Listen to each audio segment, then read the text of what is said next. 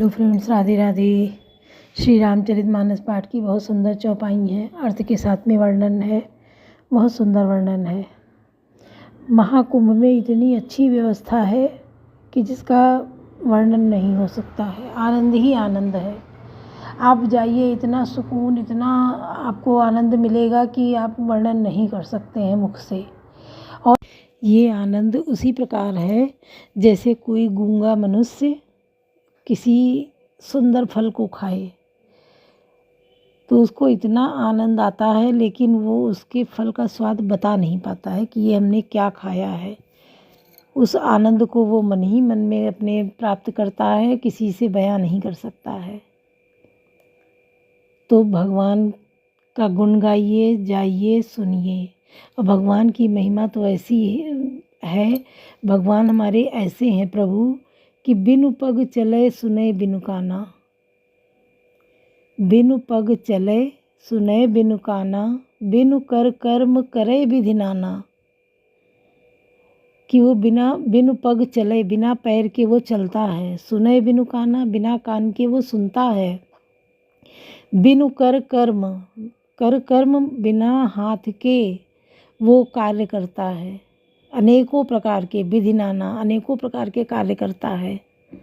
आनन रहित सकल रस भोगी, आनन मुख रहित, बिना मुख के बिना वो सकल सारे रसों का स्वाद लेता है। आनन रहित सकल रस भोगी, बिनु वाणी वक्ता बड़ जोगी। और बिनु वाणी, बिना वाणी के, बिना आवाज़ के वो बहुत बड़ा वक्ता है। वक्ता मतलब बोलने वाला। तो भगवान हमारे प्रभु के बारे में इतनी बड़ी बात कही गई है। और ये सच है कि ये सारी सृष्टि को चला तो वही एक रहा है, सर्वशक्तिमान। उसी के बस का है, बाकी सबके बस का नहीं है। सारी सृष्टि को वो एक उंगली पे नचाता है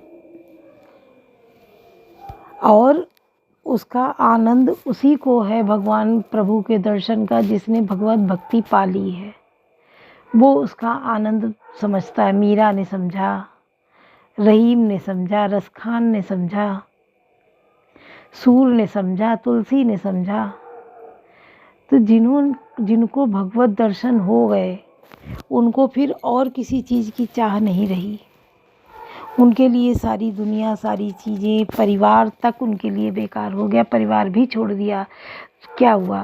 तुलसीदास जी ने क्या किया? अपनी पत्नी का त्याग कर दिया। उनकी पत्नी कहते बहुत सुंदर थी और उसने ऐसे ताने मार दिए, क्योंकि भाई तुलसीदास जी ने भी वही कार्य किया था उल्टा सीधा। कि बारिश हुई और वो उस बारिश में नदी, सांप को रस्सी समझ के नदी पार किए और सांप को रस्सी समझ के छत पे पीछे चढ़ के और गए अपनी पत्नी से मिलने। तो पत्नी ने क्या कहा था कि अगर यही प्रेम आप भगवान से लगाते तो आपको भगवान मिल गए होते। जब ये बात कही तो ये बात दिल को छू गई तुलसीदास जी को। वो तुरंत वहाँ से लौट आए और त्याग कर दिया घर का। तभी वो तुलसीदास बन गए।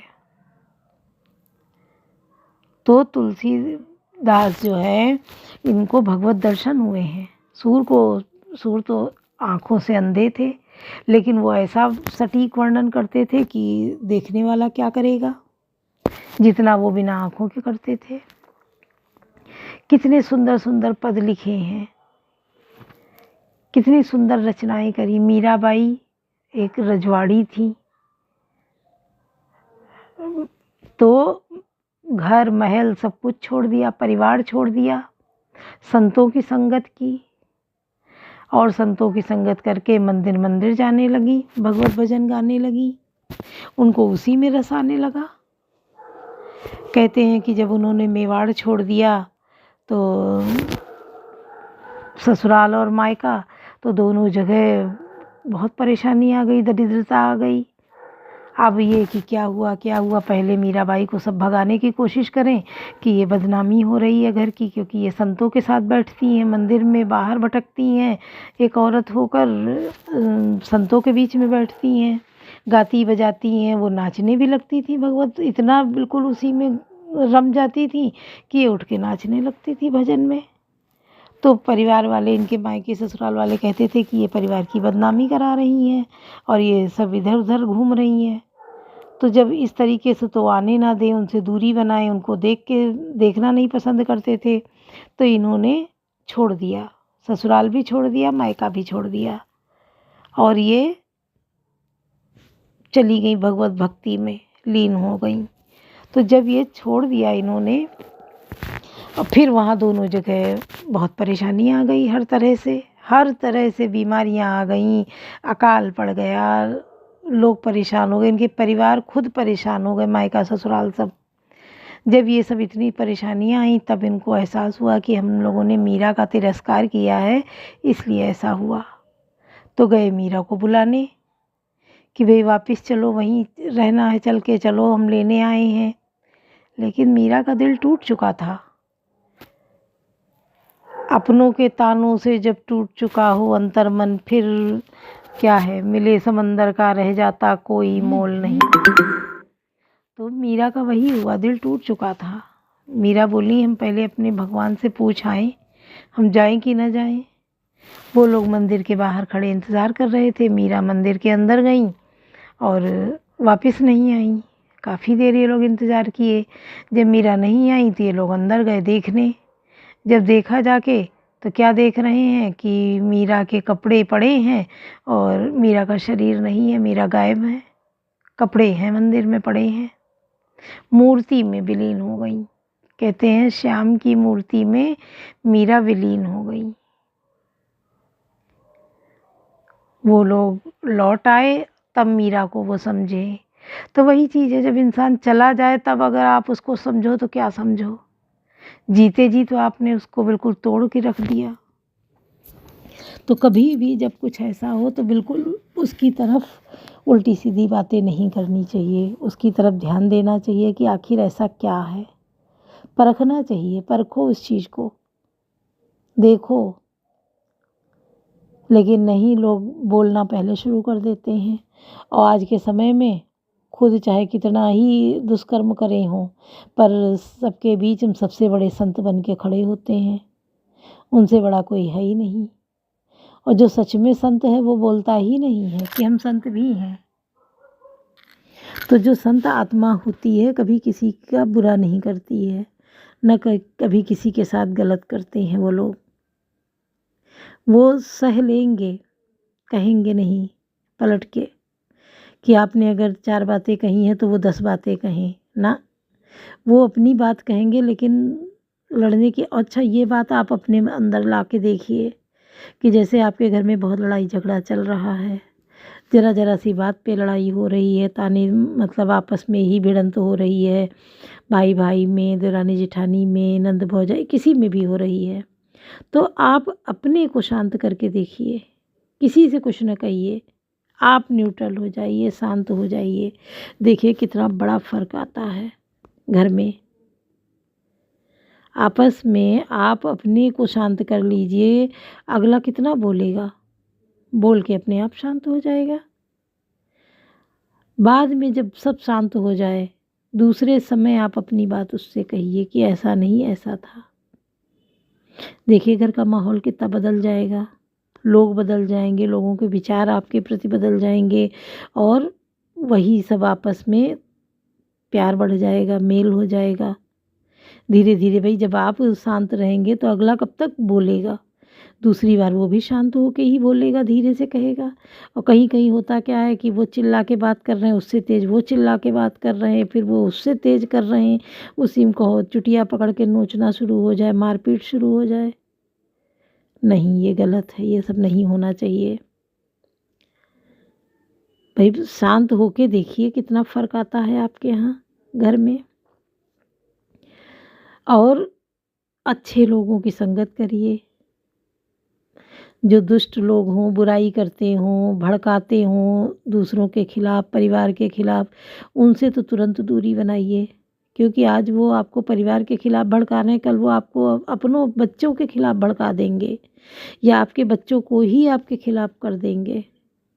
तो ऐसे लोगों को तुरंत दूर करिए अपनी लाइफ से, अपने घर से, अपने परिवार से। सुर समूह तो विनती सुनिए, करे, बहुत अच्छा पहुँचे निज लगेगा। निज धाम। जगनिवास प्रभु प्रगटे, अखिल लोक विश्राम। कवन सो काज कठिन जग माही, जो नहीं होई तात तुम पाही। देवताओं के समूह विनती करके अपने अपने लोक में जा पहुँचे। समस्त लोकों को शांति देने वाले जगदाधर प्रभु प्रकट हुए। भय प्रगट कृपाला, दीन दयाला, कौसल्या हितकारी। हर्षित महतारी, मुनि मनहारी, अद्भुत रूप विचारी। लोचन अभिरामा, तनु घन श्यामा, निज आयुध भुज चारी। भूषण वनमाला, नयन विशाला, शोभा सिंधु करारी। तीनों पर दया करने वाले कौशल्या के हितकारी कृपालु प्रभु प्रकट हुए। मुनियों के मन को हरने वाले उनके अद्भुत रूप का विचार करके माता हर्ष से भर गई। नेत्रों को आनंद देने वाला मेघ के समान श्याम शरीर था। चारों भुजाओं में अपने खास आयु धारण किए हुए थे। दिव्य आभूषण और वनमाला पहने थे। बड़े बड़े नेत्र थे। इस प्रकार शोभा के समुद्र तथा खर राक्षस को मारने वाले भगवान प्रकट हुए। कहा दुई कर जोरी, स्तुति तोरी, कई विधि करऊं अनंता। माया गुण ज्ञानातीत अमाना, वेद पुराण बनंता। करुणा सुख सागर, सब गुण आगर, जय गावई श्रुति संता। सो मम हित लागी, जन अनुरागी, भयउ प्रकट श्रीकंता। दोनों हाथ जोड़कर माता कहने लगी, हे अनंत, मैं किस प्रकार तुम्हारी स्तुति करूं। वेद और पुराण तुमको माया गुण और ज्ञान से परे और परिमाण सहित रहित बतलाते हैं। श्रुतियाँ और संत जन दया और सुख का समुद्र, सब गुणों का धाम कहकर जिनका गान करते हैं, वही भक्तों पर प्रेम करने वाले लक्ष्मीपद भगवान मेरे कल्याण के लिए प्रकट हुए हैं। ब्रह्मांड निकाया, निर्मित माया, रोम रोम प्रतिवेद काहें। मम उर्सो वासी, या उपहासी, सुनत धीर मति थिर न रहें। उपजा जब ज्ञाना, प्रभु मुस्काना, चरित बहुत विधि कीन चाहें। कही कथा सुहाई, मात बुझाई, जेहि प्रकार सुत प्रेम लाए। वेद कहते हैं कि तुम्हारे प्रत्येक रोम में माया के रचे हुए अनेकों ब्रह्मांडों के समूह भरे हुए हैं। वे तुम मेरे गर्भ में रहे। इस हंसी की बात से सुनने पर धीर विवेकी पुरुषों की बुद्धि भी स्थिर नहीं रहती, विचलित हो जाती है। तब माता को ज्ञान उत्पन्न हुआ। तब प्रभु मुस्कराए। वे बहुत प्रकार के चरित्र करना चाहते हैं, अतः उन्होंने पूर्व जन्म की सुंदर कथा कहकर माता को समझाया, जिससे उन्हें पुत्र का वात्सल्य प्रेम प्राप्त हो, भगवान के प्रति पुत्र भाव हो जाए।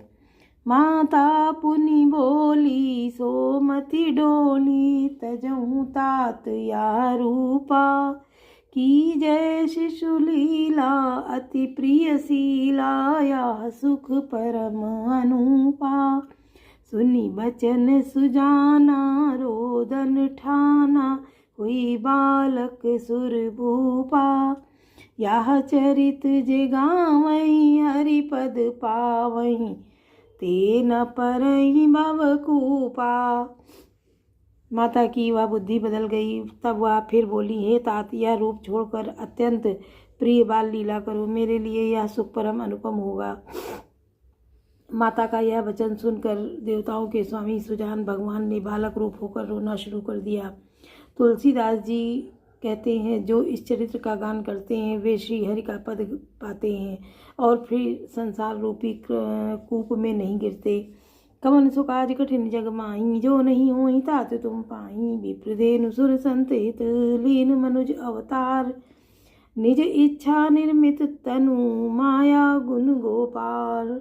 कवन सो काज कठिन जग माही, जो नहीं होई तात तुम पाही। ब्राह्मण, गौ, देवता और संतों के लिए भगवान ने मनुष्य का अवतार लिया। वे अज्ञानमयी मलिना माया और उसके गुण सत रज तम और बाहरी तथा भीतरी इंद्रियों से परे हैं। उनका दिव्य शरीर अपनी इच्छा से ही बना है। किसी कर्म बंधन से परवश होकर त्रिगुणात्मक भौतिक पदार्थों के द्वारा नहीं है। बोलो सियावर रामचंद्र की जय, पवन सुत हनुमान की जय, लाडले लखन लाल की जय।